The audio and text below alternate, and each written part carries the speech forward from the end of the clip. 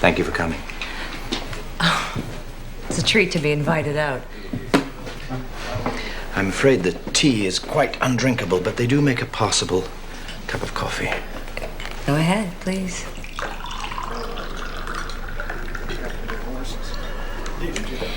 As unreadable as you think you are, Mr. McCann, you've got questions written all over your face. Let's get them out in the open, shall we? I was wondering why a woman of your intelligence... Where I come from, a girl from a poor family has very few choices. She becomes a wife, scullery maid, or she chooses the path that I took. I sense you disapprove. I was brought up in a staunch Presbyterian family. My kind tend to be dour. How can I help you? Did Maggie Conroy work for you? She might still be alive if she had. I take care of my girls. Why do you believe her real killer is still out there? The murder weapon was never found, and there was no blood on Henry Bowler's clothing. And I'm afraid Sheriff Crocker is not a trained investigator. But I have other reasons to suspect that the perpetrator is a dangerous sexual criminal who has killed other women. Yes? This is rather difficult. I'm not easy to shock, believe me. The man I'm looking for has a deep-seated hatred of the opposite sex. He attains sexual gratification by mutilating them. Well, as much as that might surprise other people, it doesn't surprise me. We've served a lot of men who like to get rough with women. Anyone in particular? I don't know. I'm looking for a killer, Miss LeMay. Well, Sheriff Crocker can get a little out of hand when he's been drinking. Then there's Mike Brindle, the blacksmith. I had to ban him from my place because he wanted to hurt my girls. Does he have a scar here? Yes. Thank you, Miss LeMay. You know, if the killer is still among us, women in your line of work are particularly vulnerable, and that includes you. Oh, I can take care of myself. It's my girls I'm worried about. Are you sure?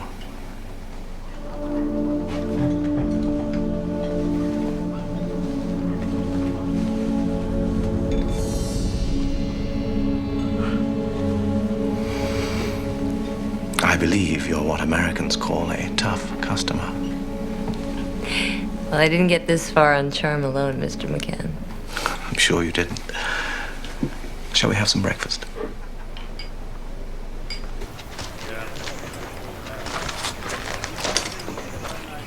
Good morning.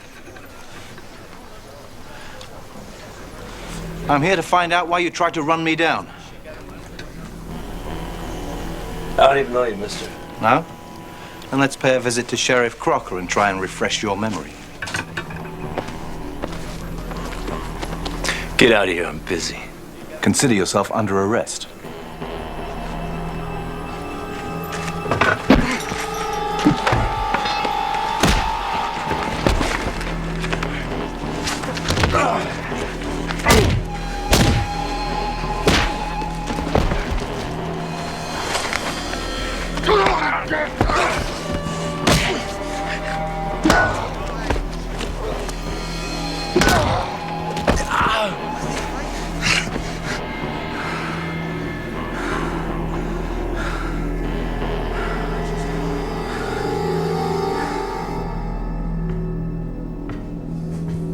Mr. McCann says you tried to run him over. You got no proof I did anything. And why did you attack me this morning? Some stranger comes walking in, making accusations. Sheriff, I want this man charged with assault and jailed. Okay. Come here, Mike. You can cool your heels back there for a minute. Come on, you know the way.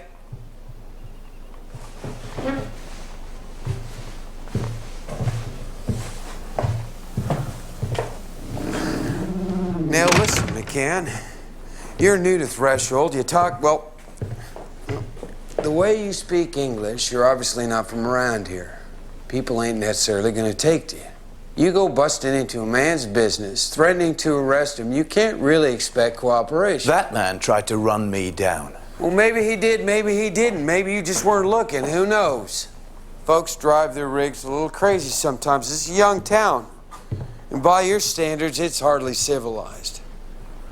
But sometimes I gotta overlook a thing or two just to keep the peace. Now, do me a favor. Just let this go. Mike! Get out of here.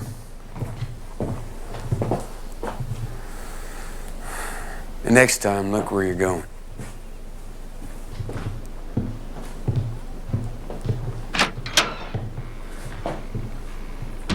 You ought to get Doc Tilford to look in that eye.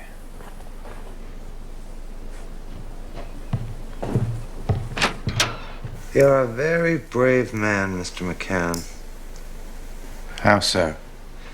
Implying that I'm Jack the Ripper while I'm working above your eye with a needle. I didn't say you were Jack the Ripper. You didn't have to. Done. Have a look. Excellent. Thank you very much. You know, I could find out if you were in London last year. I wasn't. And I didn't murder anyone.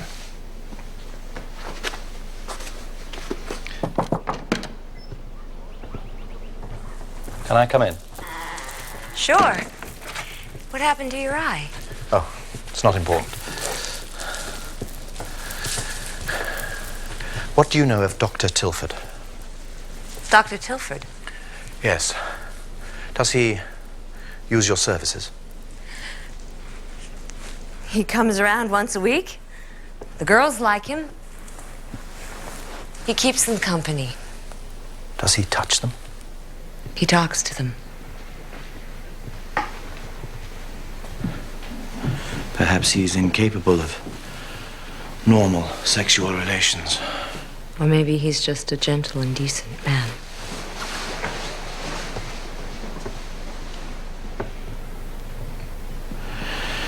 The Ripper obviously has an intimate knowledge of your profession. Yes. That applies to more people than Dr. Tilford.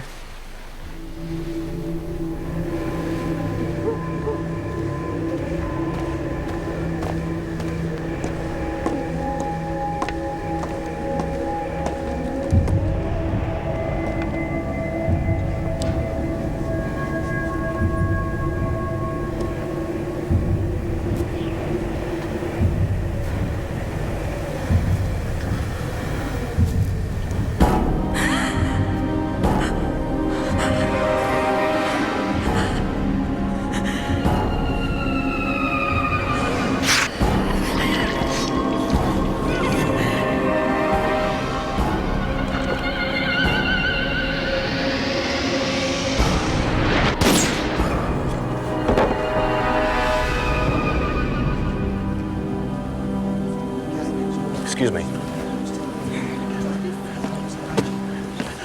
What have we here, Sheriff? Another fallen angel? Brandy Sloan. She was one of Rita's girls. She's been butchered. He took a bullet. He must have stumbled on the murder and the killer decided to silence him. What for? The man was blind. Looks like he didn't get a chance to do his worst before he was interrupted. What are you doing? Looking for evidence.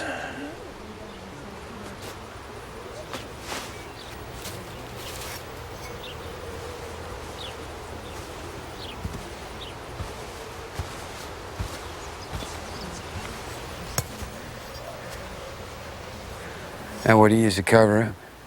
It's a surgical blade.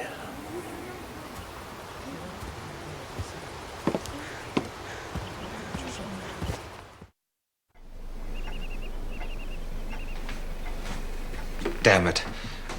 I admit it's one of my knives, but I told you someone must have taken it. Taken it? Could have been anyone.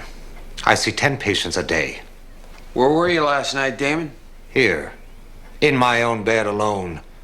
I knew that girl, Brandy. I liked her. How could you think that I... This knife, your knife, was dropped at the scene of the crime. That's quite convincing evidence. It's not jumped the fence yet, McCann. It's possible the knife was stolen. Possible, but is it likely? And why would I use one of my own instruments, Inspector? It's an invitation to suspicion. Perhaps. Or perhaps you thought it was so obvious it would convince us of your innocence. I don't know. We'll have to find that out. But in the meantime, this town needs a doctor, and Tilford's the only one we got.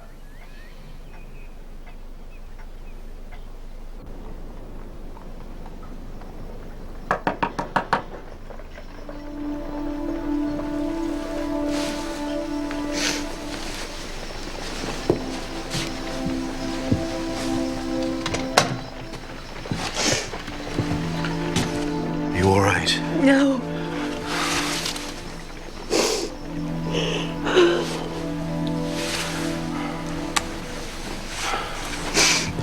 Randy was only 20. How could anyone?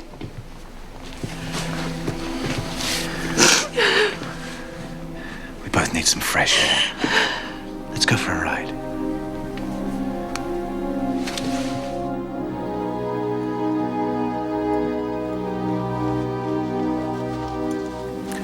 This man, Tumbleby, fled back to America before we could pick him up, and I've been sent to find him.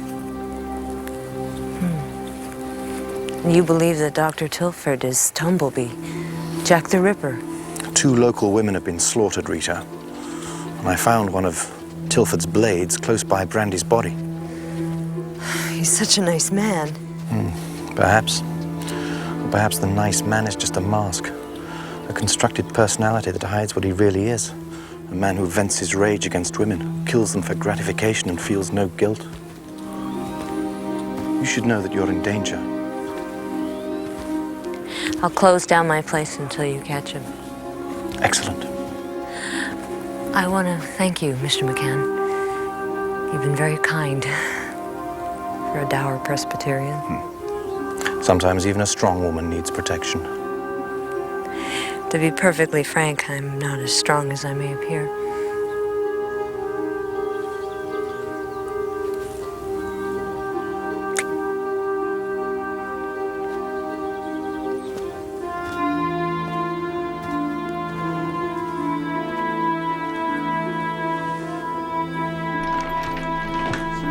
Is there any reply to my telegram? Yes, sir. Came in an hour ago.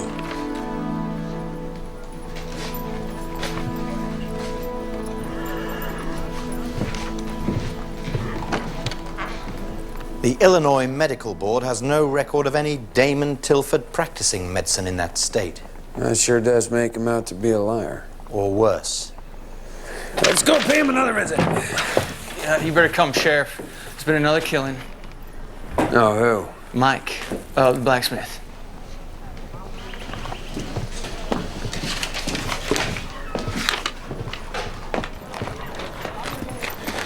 Real close range. Powder burns. Looks like he's been dead for some time. Probably last night. Mike was a mean bastard. Surprised he didn't get himself plugged before now. This wasn't random, Sheriff. Someone wanted him dead, so he wouldn't talk. Tilford? I need a drink. What about it, Damon? Is it true? I really am a physician. But I practiced in Boston.